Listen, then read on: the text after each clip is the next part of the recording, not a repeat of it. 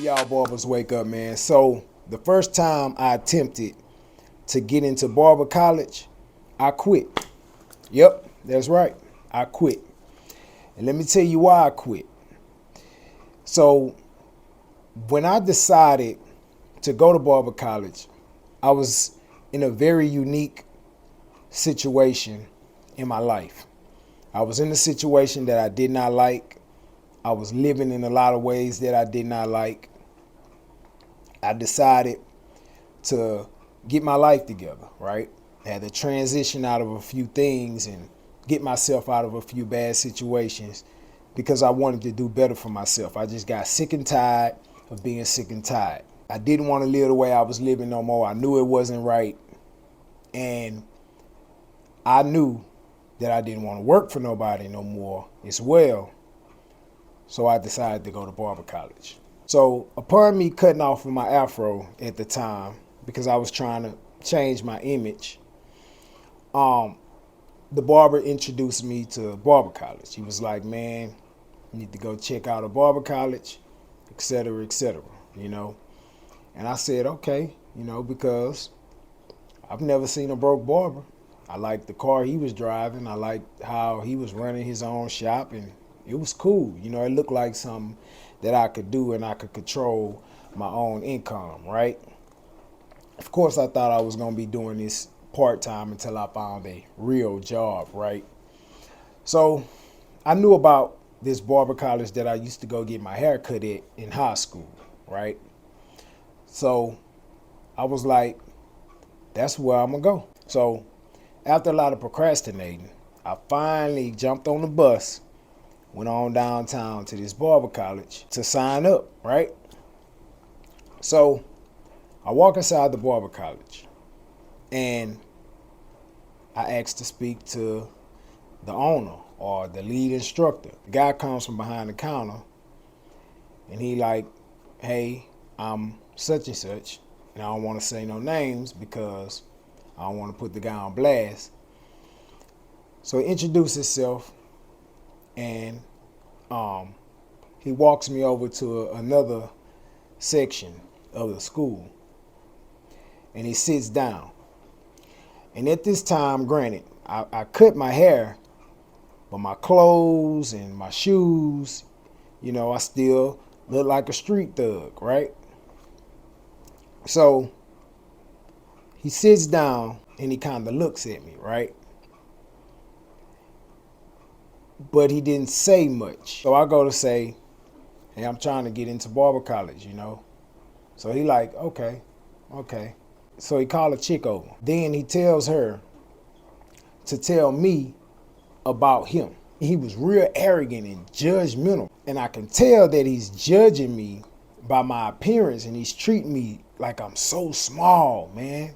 And it took everything out of me for me not to get angry at this guy because he was just trying to treat me so small, and me trying to transition and switch my life, it took everything out of me for me not to just grab him by his fucking neck, right? I'm willing to take a little judgment or whatever it may be, you know what I'm saying? Because I know I was living wrong at a certain point in time, but my heart was good. I was trying to change my life. So he tells the girl, hey, tell him about me. So she goes to tell me, he don't take this and he do this and he do that, whatever, right? And he just sitting here, just arrogant.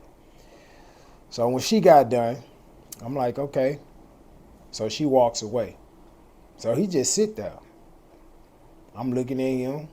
He kind of looking off. I'm just quiet. I don't know the next steps, right? So he goes, you gonna ask me something? And I'm like, I don't really know what to ask. So he like, come back whenever you serious about getting into Barber College and we can get you signed up. So I just walked away. When I walked away, I had a feeling of shame, embarrassment, walking away from that Barber College and getting back on the bus, going back to the house. Man, I just felt like I was trying to do good. Then I get this arrogant ass guy who's in a position that I may want to be in one day treat me like I'm some scumbag off the street. He didn't know my heart. He didn't know my intentions. He didn't ask where I come from or what I was trying to do with my life, right? And I know guys like this that get in certain positions and they get all cocky and all big-headed because they make a little bit of money, right? And that just made me feel so low. Made me feel like, all right, I'm trying to do right, but even that side of life don't want me.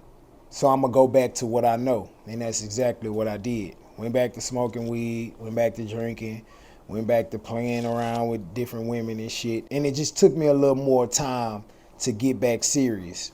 Eventually, you know, I was smoking a blunt with this guy I used to smoke with, man, and he just snapped out of being high and just was like, man, you steady talking about the barber shit. Well, go fucking do it then, right?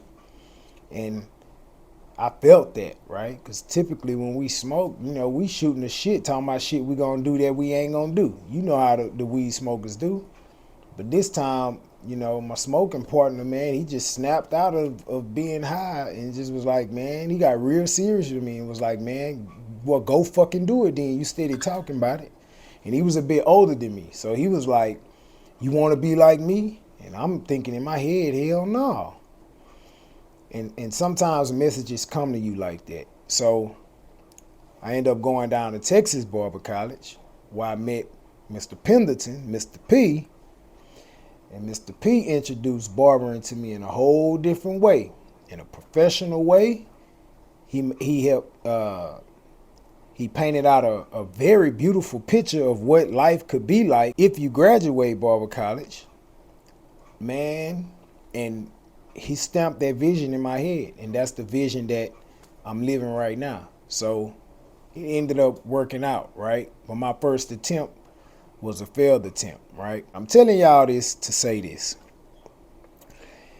If you are thinking about being a barber, or if you are a barber and you're still in that stage where you're trying to transition from the street life or whatever life you live in into a more professional life or entrepreneur life where you want to be a barber, where you want to make your money from behind a chair. If you got a vision of where you're trying to go in your life and you know your heart is good and your intentions are good, do not allow anyone to try to block your shine. Do not allow someone to make you feel low. And if you do spiral back into the bullshit, get yourself back up and get your ass back out there and make it happen, because you know that's what you really want to do. That same school owner that made me feel so low, I ended up speaking to his students a few years later. Ironic how that happened, right? Now, they wish they can afford me. Man, y'all like the video, comment, subscribe, and most importantly, wake y'all asses up.